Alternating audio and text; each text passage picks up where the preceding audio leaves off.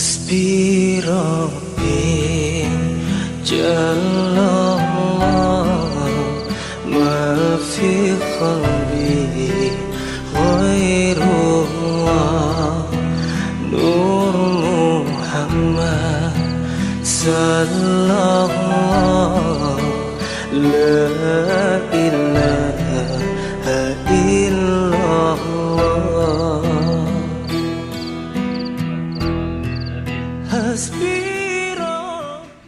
Bismillahirrahmanirrahim. Radhiyallahu ankum wa qala radhiyallahu ta'ala anhu wa ardah. Qala al-muallif rahimahullah wa nafa'ana bihi wa bi jami' ulumihi fid dharain. Amin.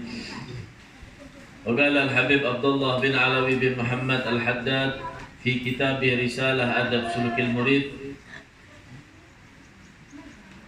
والسعي المشكور هو العمل المقبول المستجيب صاحبه المدح والثناء والثواب العظيم الذي لا ينقضي ولا يفنى بفضل الله ورحمته كما قال رضي الله تعالى عنه وارضاه. Alhamdulillah, kita manjatkan puji syukur kehadirat Allah Subhanahu wa taala. Bersama-sama kita pada saat ini masih diberikan umur yang panjang oleh Allah Subhanahu wa taala, kesehatan walafiat diberikan oleh Allah Subhanahu wa taala, sehingga pada saat ini masih dapat kita melangkahkan kaki kita untuk hadir di majelis bersama-sama mengambil daripada salah satu warisan yang diajarkan oleh Rasul sallallahu alaihi wasallam dengan para sahabat, dengan tabi'in, tabi'in hingga pada saat ini kita juga mengambil daripada warisan tersebut yang pada hakikatnya pada saat ini kita belajar. Ini adalah pelajaran ilmu, warisan, duduk, perkumpulan yang telah dilaksanakan oleh Rasul sallallahu alaihi wasallam dengan para sahabatnya, dengan perkumpulan orang-orang yang soleh. Maka dari itu perlu bagi kita untuk bersyukur hadirin wal hadirat, karena bahwasanya di antara nikmat yang paling besar diberikan oleh Allah itu adalah pertama, nikmatul hayat. Kita diberikan kehidupan oleh Allah. Dan yang kedua, nikmat yang terbesar adalah nikmatul Islam. Kita diberikan Islam oleh Allah. Sudah hidup, dijadikan orang Islam. Kemudian yang ketiga, nikmat yang paling besar adalah nikmatul ta'at. Kita dipilih oleh Allah dari beribu-ribu hambanya Allah sebagai orang yang dapat mengerjakan ketaatan. Nah, itu adalah nikmat yang paling besar. Nah, jadi diberikan hidayah oleh Allah, hatinya kita bisa taat, tangannya kita bisa taat, kakinya kita bisa taat, mulutnya kita bisa mengucapkan kalimat-kalimat yang berbentuk ketaatan kepada Allah Subhanahu wa taala. Nah, itu adalah nikmat yang terbesar.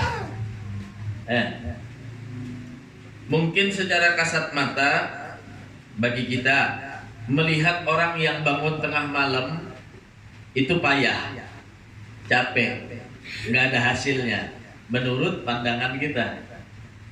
Cuma kalau orang yang sudah mendapatkan kenikmatan dengan melakukan ketaatan, bangun tengah malam itu bagi dia nikmat, megang tasbih itu baginya nikmat, baca sholawat itu baginya nikmat. Bahkan dia kadang mencari waktu yang mana dia khususkan untuk dia meraih nikmat tersebut, sehingga hatinya bisa menjadi hati yang dipenuhi dengan nikmat kepada Allah Subhanahu wa taala. Dia cari waktu tengah malam saat orang tidur. Dia cari pada saat orang yang sibuk dengan pekerjaan dunianya, dia datang ke majelis. Di saat orang pada sibuk dengan urusannya masing-masing, dia mengingat Allah Subhanahu wa taala. Apa kata Allah? Ala bidzikrillahi tatma'innul qulub. Ketahuilah olehmu bahwasanya orang yang selalu mengingat Allah, dia akan dianugerahi di dalam hatinya dalam keadaan tenang. Gampang, tenang, nyaman buat. Kuncinya apa? Ingat Allah. Mengucapkan kalimatun thayyibah itu tandanya orang selalu ingat dengan Allah.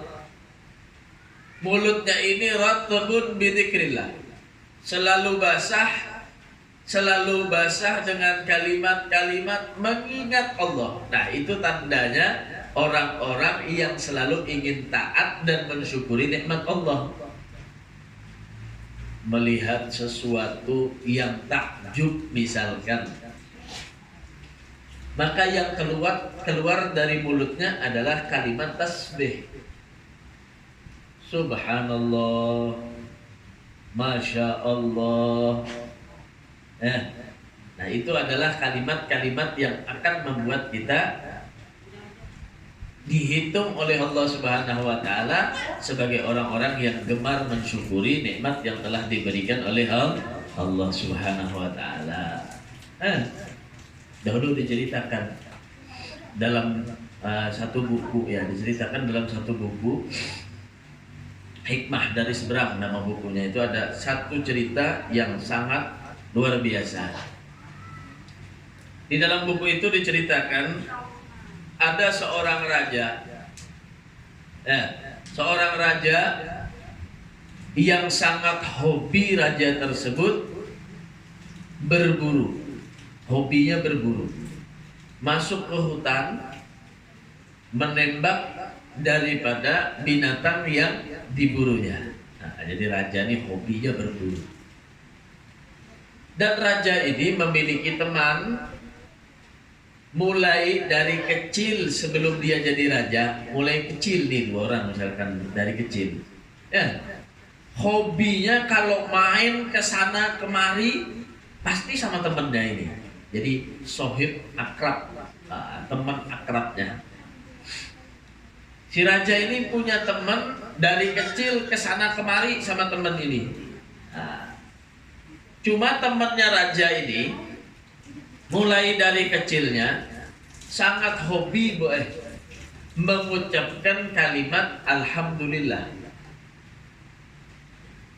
Apapun yang terjadi lawan inya, pasti inya mengucapkan kalimat Alhamdulillah. Si kawan raja ini tadi. Sampailah raja tadi berteman, berkawan, lawan kawan ini sampai dewasa, sampai si raja ini menjadi raja. Raja ini tidak melupakan si teman dari kecil ini, karena dilupakan sama raja. Karena dihubunginya oleh raja, didatanginya. Pokoknya kalau urusan main, berteman sama kawan, nah mulai lagi halus ini. Nah, raja ini berhubung dia hobi berburu, masuk ke hutan. Raja ini bilanya sudah berburu, ditinggalkannya pakaian raja ini, karena pakai pakaian raja lagi. Artinya pakai pakaian untuk yang disiapkan untuk berburu. Dan apabila sudah raja ini berburu, maka dia tidak mau mengajak siapapun. Bahasa kita ajudannya kada diajaknya, kada dibawanya. Bila berburu, nang dibawainya adalah kawannya, nang mulai lagi halus nih sana kemari nih, selantang seluntung, bahasa kita orang Banjar. Sama bila orang tuh hobi hobi maunjun. Nah, itu kemana aja biarlah, jadinya bilanya mendengar pilawa ada didatanginya tuh sahinya hobi. Anjir, datanginya ke pinggir laut, didatanginya ke riam kanan, didatanginya, padahal kada dapat apa-apa, cuma hobi. Cuma ngaran hobi ini kadang cocoknya lawan siapa ya? Munjun nih, bilanya cocok lawan nang kawan nang ini bang dicarinya, kita munjunan gak jadinya. Nah begitu juga raja, hobinya tadi itu berburu, lawan kawan nang mulai lagi halus ke sana kemari, nang ini dicari. Ayo kita masuk ke hutan kita berburu, ayo. Nah, sudah pada saat itu siap sudah berburu membawai. Nih kita berkisah sedikit motivasi agar kita ini bisa melatih hati kita ini nyaman, tenang. Bila hati ini tenang, mulut tuh lalu mau berzikir, lalu anggota badan ini mau beribadah lawan Allah Subhanahu wa taala. Ini dimulai dari hati. Akhirnya raja tadi menghubungi kawannya yang mulai halus tadi, dibawainya berburu masuk ke hutan. Ujar raja, nah kawan gua, ini ada pistolnya, tolong ikan isiakan pelurunya, bahasa kita gasan kita berburu nih isi lawan dites. Kayak apa kuatnya kencang daripada tembakan tadi, kayak apa namanya kemampuan daripada pistol ini tadi, dites dulu ujar raja. Akhirnya apa? Sudah dimasukkannya peluru amunisinya tadi situ sama kawan nih tadi, ditesnya oleh kawan nih tadi. Kenapa si kawan ini mentes tadi kurang pas, akhirnya menembak, tertembak jeriji tangan raja, boy.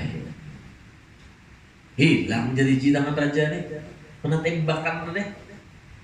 Mentes kada bisa sekali tertes tertembak jeriji tangan raja, hilang jeriji tangan raja. Maka kawan nang ini, boy, mulai lagi halus sampai ke Tuhan.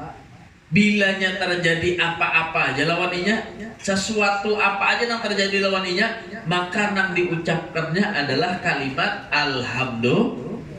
alhamdulillah. Ayo biar bayangkan. Nah, biar nih bulik misalkan nih bahani berjalan nih melihat kawan tajarungkut, alhamdulillah. Kira-kira kayak apa? Sarik kan ada? Sarik. Ini raja disuruh kawan mengisiakan amunisi tembakannya tadi, dites, sekalinya mentes karena jeriji tangan raja hilang, jeriji tangan raja jangan kawan apa? Alhamdulillah. Jadinya inya mulai lagi halus, ketujuh mengucapkan kalimat alhamdulillah. Sarik raja, apa ikam sudah menembak jeriji tangan hilang, raja bahasa kita bersyukur pulang ikam. Alhamdulillah jadikan. Akhirnya marahlah raja, dipanggil bala ajudan tentaranya apa seberataan, ditangkaplah daripada ini tadi kawan, dipenjarakan penjara bawah tanah, diandak di penjara khusus penjara bawah tanah nang kawan ini tadi buat. Akhirnya sudah berjalan 1 tahun, si raja ini nangaran hobi nih. Ngaran hobi ketujuh masuk ke hutan berburu. Akhirnya tetap 1 tahun lewat sudah. Jalan pulang raja ini berburu, isi pulang pistol ini tadi. Cuma sama seperti biasa, raja ini bila berburu kada mau membawa yang lain. Kawan kada ada lagi, paksa sorangan. Masuk ke hutan sorangan berburu tadi. Sekalinya berburu tadi, termasuk raja ini tadi ke kawasan yang kada boleh dimasuki manusia. Nah, kawasan kanibal. Kalau kanibal biarlah, manusia makan manusia. Nah, jadi bila dia dapat manusia, dibunuhnya, dimakannya. Nah, sekalinya masuk, raja itu ke situ, ditangkapnya oleh kepala sukunya. Nah, siap sudah nih, mau dimakan, diikat, mau dimakan, mau disate bahasa kita ya lah. Sekalinya adatnya mereka, kepala suku itu sebelum dimakan manusia ini tadi itu dicek dulu. Bila ada anggota tubuhnya yang kada utuh atau cacat, maka kada boleh dimakan. Nah, sudah diceknya kepala sukunya. Sekalinya mulai ujung kepala, ujung kaki. Nah, ini orang jeriji tangannya kada ada urusan raja kah kada raja bila sudah teracak dia dibunuh, dimakan. Sekalinya diceknya jeriji tangannya kada ada. Nah, jadi jangan kepala sukunya apa? Ini berarti harus dilepaskan aja, kada boleh dimakan. Sudah dilepaskan aja. Jadi raja mulai bulik dilapas tadi itu, menangis raja ini. Yalah, bujur sekalinya aja kawanku nih, alhamdulillah ini. Nah, coba semalam aku pas kada tambawainya berburu nih masuk sorangan, di kacanya, ya lah, tanganku ini tadi itu kada putung, artinya bersih. Habis aku dimakan yang ini. Berarti ini adalah sesuatu nang alhamdulillah ujar raja. Sekalinya nambah pulang, menyesal raja ini tadi sudah memenjarakan kawan di bawah tanah 1 tahun. di bawah tanah. Babulik raja masuk, langsung raja tadi itu ke penjara bawah tanah meminta maaf lawan kawan, ikan hari ini keluar juga. Berkisah raja, alhamdulillah bujur jadi kami ini sesuatu nang baik ini alhamdulillah. Jaka kada ikam tembak neng ini semalam tuh apa habis dimakan kanibal. Lalu jarak kawan minta maaf akulah raja sudah memenjarakan kami setahun. Jadi jarak kawan apa? Ini alhamdulillah ikam menjarakan aku nih. Lalu raja kenapa pulang ikan ini jadi alhamdulillah dipenjarakan. Jadi jenang kawannya apa? Alhamdulillah aku dipenjarakan. Jakanya kan ikan penjarakan, ikan maafakan aja aku deh. Pasti kan ikan berburu membawa aku. Ikan pada dimakannya aku habis. Masya Allah. Ya. Nah, jadi kullu syai'in lahu hikmah. Segala sesuatu yang Allah jadikan ini dalam hidup kita itu semua ada hikmahnya. Kayak apa aja besarnya musibah, itu ada Allah yang jauh lebih besar yang akan memberikan ketenangan kepada kita, kebahagiaan kepada kita. Cuma kadang kita ini kadang mengerti bagaimana membawa agar porosnya kita, pokoknya kita ini di hati ini bisa gampang, tenang, senang. Apa resepnya kata Allah? Ala bidzikrillahi tatmainnul qulub. Selalu mengingat Allah Subhanahu wa taala. Coba biasakan dengan kalimatun thayyibah. Alhamdulillah. Bangun guring tuh nang dibaca alhamdulillah, nang dicari Allah dulu, jangan HP lawan cesan nang dicari dulu. Coba biasakan alhamdulillah. Jadi seharian tuh kena bangun berusaha apa aja tenang, pikiran tenang, hati tenang. Kenapa? Karena pertama kali bangun yang diucap, yang diingat adalah Allah Subhanahu wa taala. Terkena musibah pertama kali yang diingat adalah Allah. Diberikan nikmat yang pertama kali diucapkan adalah kalimat syukur kepada Allah Subhanahu wa taala. Itulah jalan agar kita tadi itu mendapatkan ketenangan, ya, fil galab dalam hati kita. Nah, di sini Al Habib Abdullah mengatakan was-sa'yul mashkur huwal amalul maqbul. Kata beliau, ya, yang dimaksud dengan kalimat sa'yul mashkur dalam kemarin pembahasannya adalah orang yang mendapatkan nikmat akhirat dengan dimasukkan ke dalam surga. Dan tidak cukup bagi orang mendapatkan nikmat surga tersebut kecuali dengan pertama, dia ada memiliki keinginan untuk masuk surga. Yang kedua, dia beramal dengan amalan orang ahli surga. Ditanamkan dalam hatinya iman, kemudian beramal soleh. Nah, itulah yang akan menyebabkan dia mendapatkan nikmat akhirat dengan dimasukkan surga oleh Allah Subhanahu wa taala. Yaitu dikatakan sa'yul mashkur. Usaha yang disyukuri adalah amal yang diterima oleh Allah Subhanahu wa taala. Al-mustaujibu yang diterima, yang dikabulkan oleh Allah Subhanahu wa taala. Jadi amalan, jadi kita bagi pula.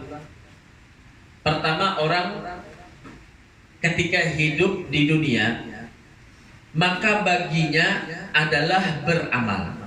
Makanya Sayyidina Ali mengatakan ad-dunya daru amalin wala jazaa'a fiha.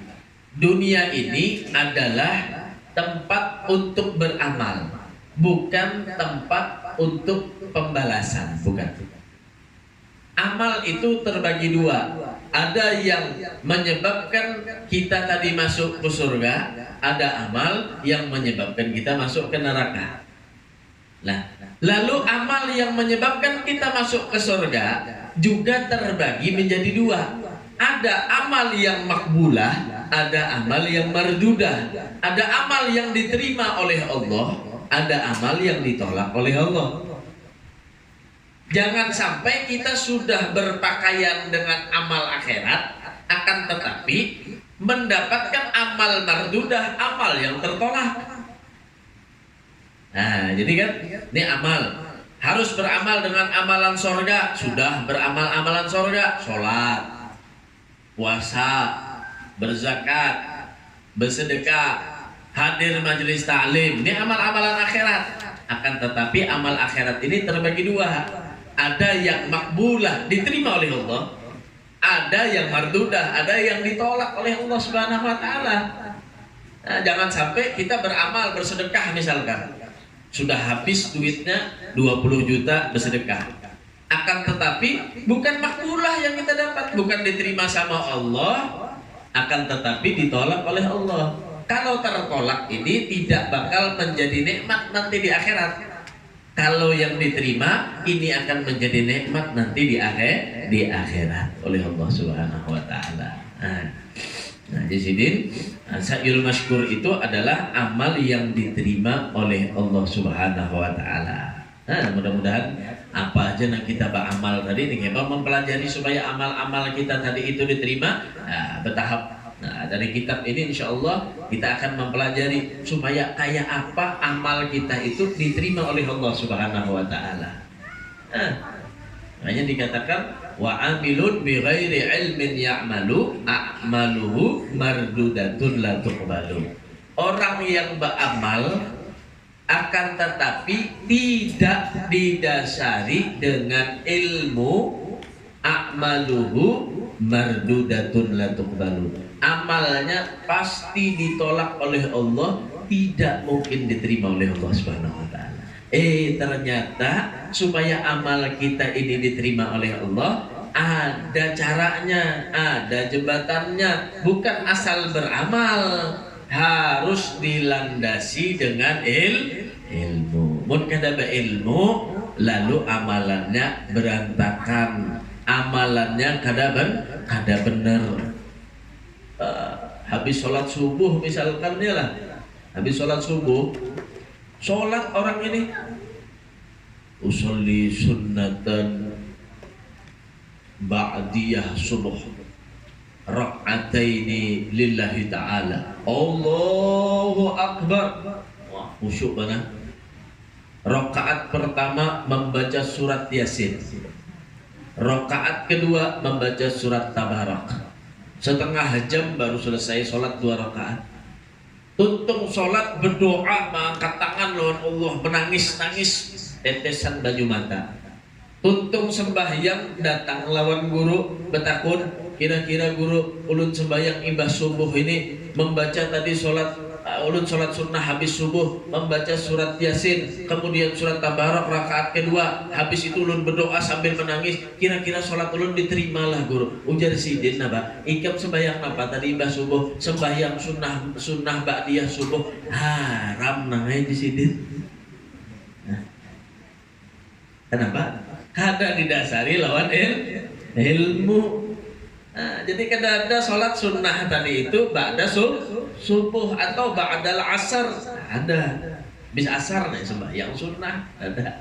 Nah, kecuali sunnah-sunnah yang ada aturannya nanti diperbolehkan seperti sholat jenazah dan yang lainnya. Ada sholat-sholat sunnah yang dianjurkan, ya lah. Tapi kalau misalkan kayak ini bungkusannya benar beramal dengan amal akhirat. Kita coba apa sembahyang subuh 2 rakaat aja. Kalau 2 rakaat itu Rasulullah sidin itu sudah diampuni dosa. Kalau kita nang banyak dosa ini, sholat subuh itu jangan 2 rakaat aja, 4 rakaat kita jadinya. Iyalah. Sembahyang, jujur aja sembahyang, cuma kada didasari, dilandasi lawan ilmu, akhirnya salah. Berwudu misalkan ya lah. Orang mulai muka dulu, tangan, kepala, baru kaki, ya lah. Ini kada mulai batis berhulunya, mulai batis, naik kepala, hanya tangan misalkan ya lah. Atau misalkan juga berwudu, benar-benar sudah basuhannya benar ini, cuma bila niat berwudunya kada pakai niat. Atau ma'andak niatnya pas di tangan misalkan, padahal di antara rukun wudhu tadi itu ma'andak niatnya ketika basuhan pertama mengenai daripada muka. Nah, inilah sebab orang-orang yang kadang seakan-akan dia beramal tapi mardudah indallah. Supaya kita tadi kada ditolak amal kayak apa? Belajar dengan ilmunya kita. Nah, bahkan dikatakan dalam satu kitab, ya, di dalam kitab Fawaidul Mukhtarah itu ada seorang al-ubbad, ada seorang ahli ibadah. Jadi kerjaannya orang ahli ibadah ini sholat, wudunya kada pernah batal wudu lagi sholat, ngaji, zikir, nah, ibadah terus, sholat, ngaji, zikir, sholat, ngaji, zikir, tiap hari ini orang ahli ibadah berpuluh-puluh tahun. Bahkan ditemui orang tersebut tidak mempunyai istri. Kenapa? Karena sibuk dengan ibadah. Ditakuni oleh orang, kenapa biar kena kawin? Jasidin, aku kena amun kawin, aku sibuk lawan bini aja kena, lawan anak akhirnya ngalih kena beribadah lawan Allah. Nah ini. Padahal ini kadang ngerti ibadah itu bukan harus berzikir, sholat, baca Quran. Ibadah itu menafkahi bini, berbuat baik kepada istri, berbuat baik kepada anak. Itu juga termasuk daripada ibadah. Akhirnya orang ini beranggapan kalau dia memiliki istri, maka akan mengganggu bagi dia untuk beribadah. Akhirnya apa? Lalu jangan orang ditakuni orang pulang. Lalu kalau pian datang syahwat kayak apa? Yang namanya manusia ini diciptakan oleh Allah punya nafsu, punya syahwat. Lalu ditanyain, pian ini sudah lama kada nikah, ibadah terus. Kalau datang syahwat bagi pian, bang kayak apa? Mengatasi syahwatnya ini kayak apa? Ya, padahal sesuai tuntunan Rasulullah, apabila engkau sudah balik, kemudian engkau memiliki syahwat apa, maka nikahlah. Ini anjuran Rasulullah. Bila masih tidak memiliki biaya dan masih bisa menahan, maka puasalah. Nah kan itu ajarannya. Ini orang ditanya, biar ibadah aja terus tiap hari, kalau datang syahwatnya biar kayak apa? Nah sekalinya apa jawaban Sidin? Nah jadi Sidin, aku beisian keledai di belakang rumah tuh nah. Berisi keledai. Keledai itu tinggi daripada kambing sedikit, lebih kecil daripada kuda. Nah, di sini aku berisian keledai. Bila sampai syahwatku di sini, maka aku datangi keledai itu tadi. Nah, naudzubillah, naudzubillah bin dzalik. Beramal, cuma kada tahu jadi sini. Lalu disahut oleh orang, "Hada haram, ini haram." Min zina, ini termasuk daripada zina. Jasidin, aku kada tahu. Dikira aku zina itu hanya lawan babinian aja namanya zina. Dikira lawan binatang itu jasidin kada zina. Nah ini bahayanya. Nah jadi kalau orang kadang ngerti dengan ilmu, kada ada arah hidupnya. Bahkan kadangnya beramal pun pontang-panting tidak ada hasilnya. Nah, menjadi sesuatu yang bahkan dilaknat oleh Allah Subhanahu wa Ta'ala. Naudzubillah summa naudzubillah min dzalik. Jadi kalau kita sudah tahu amal tadi berlandaskan dengan ilmu, akhirnya apa? Tahu kita tuntunan. Mana hak istri kepada suami, kita mengerti. Mana hak suami kepada istri, maka kita akan mengerti. Kalau orang yang tidak dilandasi semacam itu, maka ribut aja yang adanya, nggak bakal ada cocok di dalam hidupnya, salah terus. Makanya kita kalau belajar tentang ilmu, paham tentang ilmu tadi itu akan menjadikan segala sesuatu amal kita itu diterima oleh Allah Subhanahu wa Ta'ala. Sahibul madah,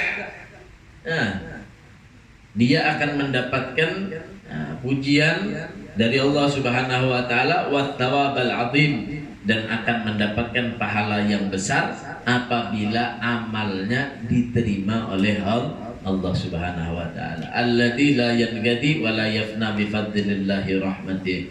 Tidak akan terputus amal tersebut, tidak akan terhenti. Artinya pahala tersebut terus jalan dengan anugerah dan rahmatnya Allah Subhanahu wa Ta'ala. Kada bahabisan. Kalau duit bahabisan, kalau harta bahabisan, kalau jabatan ada batasan.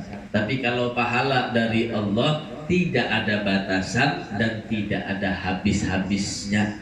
dengan rahmatnya Allah Subhanahu wa Ta'ala. Mudah-mudahan kita selamat dunia akhirat, dapat Hasbi Rabbi Jallallah ma fi qalbi ghairullah Nur Muhammad sallallahu